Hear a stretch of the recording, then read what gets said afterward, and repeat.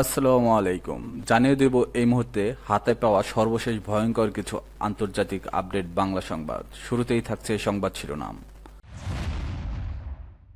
শুরুতেই জানিয়ে দেব গাজার স্কুলে ইসরায়েলি বোমা হামলা, নিহত 25।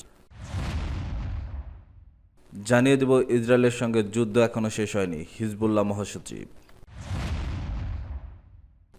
এরপর রয়েছে রাশিয়ার সবচেয়ে ভয়াবহ হামলার পর যা বললেন জেলেনস্কি। সর্বশেষ থাকছে ইসরায়েলি হামলায় গাজায় 220 সাংবাদিক নিহত।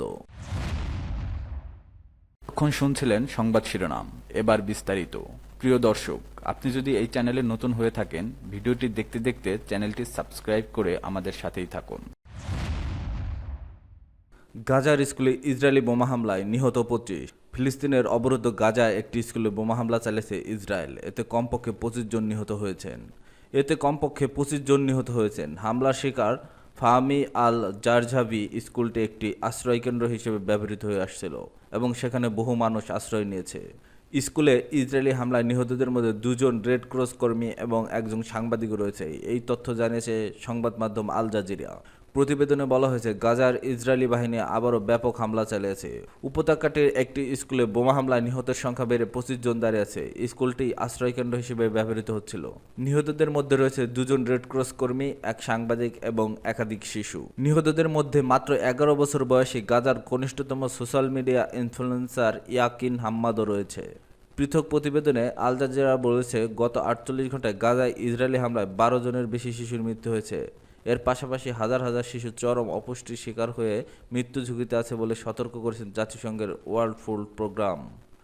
সংস্থাটি জানিয়েছে, বর্তমানে গাজায় 70,000-এরও বেশি শিশু মারাত্মক অপুষ্টিতে ভুগছে। এর আগে রোববার গাজায় মোহাম্মদ ইয়াসিন নামে 4 বছর বয়সী এক শিশু না খেতে পেয়ে মারা যায়। এদিকে বোমা বর্ষণ ও স্থল অভিযান আরও বাড়িয়েছে ইসরায়েল। এতে মাত্র এক সপ্তাহে প্রাণ হারিয়েছে প্রায় 600 জন। মধ্য গাজার দের আল বালা শহরের একটি আশ্রয়কেন্দ্র হিসেবে ব্যবহৃত তাঁবুতে হামলায় এক মা ও তার সন্তানরা নিহত হয়েছেন। এছাড়া খান ইউনিসের পূর্ব বাণী সুহেইলায় আরেক শিশুর মৃত্যুর খবর জানিয়েছে ফিলিস্তিনি বার্তা সংস্থা ওয়াফা। ওই শিশুর পরিবারকে লক্ষ্য করে চালানো হয় ড্রোন হামলা। উত্তর গাজার জাবালিয়া আরেকটি হামলায় অন্তত 5 জন নিহত হয়েছেন, যাদের মধ্যে রয়েছে 2 নারী ও এক শিশু। এসব তথ্য নিশ্চিত করেছে গাজার স্বাস্থ্য মন্ত্রণালয়। এছাড়া আলাদা হামলায় নিহত হয়েছে ইয়াকিন হাম্মাদ। তিনি 11 বছর বয়সে গাজার জনপ্রিয় সামাজিক যোগাযোগ মাধ্যমের তারকা ছিল। একই সঙ্গে নিহত হয়েছেন ডাক্তার আলা আমির আল নাজ্জাজের 10 সন্তানের মধ্যে 9 জনই। একমাত্র জীবিত সন্তান 11 বছর বয়সী আদম এখনও আইসিইউতে মৃত্যুর সঙ্গে লড়ছেন। ইসরায়েলের সঙ্গে যুদ্ধ এখনো শেষ হয়নি, জানিয়েছে হিজবুল্লাহ মহাসচিব। ইসরায়েলের সঙ্গে যুদ্ধ এখনো শেষ হয়নি, কারণ তারা চুক্তি মেনে চলেনি। এমনটাই মন্তব্য করেছেন লেবাননের সশস্ত্র গোষ্ঠী হিজবুল্লাহ মহাসচিব শেখ নাইম কাসেম লেবাননের প্রতিরোধ ও মুক্তি দিবস উপলক্ষে দেয়া এক বক্তৃতায় এ কথা বলেন। বক্তৃতার শুরুতেই নাইম কাসেম বলেন, প্রতিরোধ ও মুক্তি দিবস এই অঞ্চলের বিশ্বে লেবাননের মর্যাদাকে মুকুট পরিয়েছে। এই দিবস দুর্বল লেবাননকে একটি শক্তিশালী দেশ করে তুলেছে। হিজবুল্লাহ নেতার মতে, ইসরায়েল 17 মে চুক্তি চাপিয়ে দেওয়ার চেষ্টা করেছিল, তবে প্রতিরোধ বাহিনী তাতে বাধা দিয়েছে। 1982 সাল থেকে ইসরায়েলিরা বুঝতে পেরেছিল যে তারা লেবাননের ভূখণ্ডে বসতি স্থাপন করতে পারবে না। তিনি উল্লেখ করেন, ইসরায়েল আরেকটি চুক্তি চাপিয়ে দেওয়ার চেষ্টা করছিল, কিন্তু লেবানন তা প্রত্যাখ্যান করে এবং দখলদার বাহিনী তাদের সহযোগিতার পেছনে ফেলে রাতের বেলা পালিয়ে যায়। এটি প্রতিরোধ এবং ত্যাগী জনগণের জন্য একটি মহান বিজয়, যারা দক্ষিণ লেবানন থেকে নিঃশর্ত প্রত্যাহারের মাধ্যমে ইসরায়েলকে চূর্ণ করতে সক্ষম হয়েছিল। তিনি আরও বলেন, দক্ষিণ লেবাননের মুক্তি এই অঞ্চলের রাজনৈতিক ও সাংস্কৃতিক দিক পরিবর্তন করছে, কারণ এটি আমাদের হতাশা থেকে আশায় নিয়ে গেছে। নাইম কাসেম বলেন, লেবাননের ইসরায়েলের সম্প্রসারণের ক্ষমতা শেষ হয়ে গেছে। বিজয়ের যুগ ফিলিস্তিনে এমন একটি রূপান্তর এনেছে যা শত্রুকে বিলুপ্তির পথে নিয়ে গেছে। হিজবুল্লাহ নেতা আরও বলেন, ইসরায়েলকে লেবানন থেকে সরিয়ে যেতে তারা আগ্রাসন বন্ধ করতে হবে এবং বন্দীদের মুক্তি দিতে হবে। তিনি বলেন, লেবানন ও গাজার ইসরায়েলি আগ্রাসনের পৃষ্ঠপোষকতায় দায় আমেরিকারা। কাসেম আরও বলেন, গাজা ও ফিলিস্তিনের পাশে দাঁড়িয়ে থাকা ইয়েমেনি মডেলের কারণেই আমেরিকা পিছু উঠতে বাধ্য হয়েছে। যদি রাষ্ট্র তার দায়িত্ব পালনে ব্যর্থ হয়, তাহলে অন্যান্য কিছু বিকল্প সামনে রয়েছে। হিজবুল্লাহ মহাসচিব জোর দিয়ে বলেন, আমেরিকা লেবাননের সার্বভৌমত্ব লঙ্ঘন করে এবং যুদ্ধের সময় ইসরায়েল বা তার অর্জন করতে পারেনি, এখন আমেরিকা অর্জন করতে পারবে না। ইসরায়েলের শর্ত পূরণ করা হবে না, কেউ আমাদের হুমকি দিতে পারবে না। জয় অথবা শাহাদাত, আমরা সম্পূর্ণরূপে প্রস্তুত। রাশিয়ার সবচেয়ে ভয়াবহ হামলার পর যা বললেন জেলেনস্কি। সংঘাত শুরু হওয়ার পর থেকেই ইউক্রেনের উপর সবচেয়ে বড় হামলা শনিবার চালিয়েছে রাশিয়া। এই দাবি করে ইউক্রেনের প্রেসিডেন্ট জেলেনস্কি অভিযোগ করেছেন, রাশিয়ার সম্প্রতি হামলার পর যুক্তরাষ্ট্রের নীরবতাই পুতিনকে উৎসাহিত করেছে। রাতভর চালানো এই হামলায় রাশিয়া যুদ্ধ শুরু হওয়ার পর থেকে এক রাতে সর্বোচ্চ সংখ্যক ড্রোন ও ক্ষেপণাস্ত্র নিক্ষেপ করেছে। ইউক্রেন জুড়ে ব্যাপক হামলায় 3 শিশুসহ কমপক্ষে 12 জন নিহত হয়েছেন। এতে আহত হয়েছেন আরও অনেকে। যুদ্ধ শুরু হওয়ার পর থেকে রাজধানী কিয়েভে সবচেয়ে ভয়াবহ হামলার একদিন পর এই হামলাটি করা হয়েছে। জেলেনস্কি সতর্ক করে বলেছেন, রাশিয়ার নেতৃত্বের উপর কঠোর চাপ না দিয়ে রাশিয়ার বর্বরতা বন্ধ করবে না। আন্তর্জাতিকভাবে ক্রমবর্ধমান আহ্বান সত্ত্বেও মস্কো তার বিমান অভিযান তীব্রতার করে চলেছে।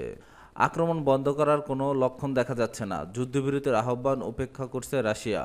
মার্কিন প্রেসিডেন্ট ডোনাল্ড ট্রাম্প পূর্বে দাবি করেছেন, পুতিন যুদ্ধ শেষ করতে আগ্রহী।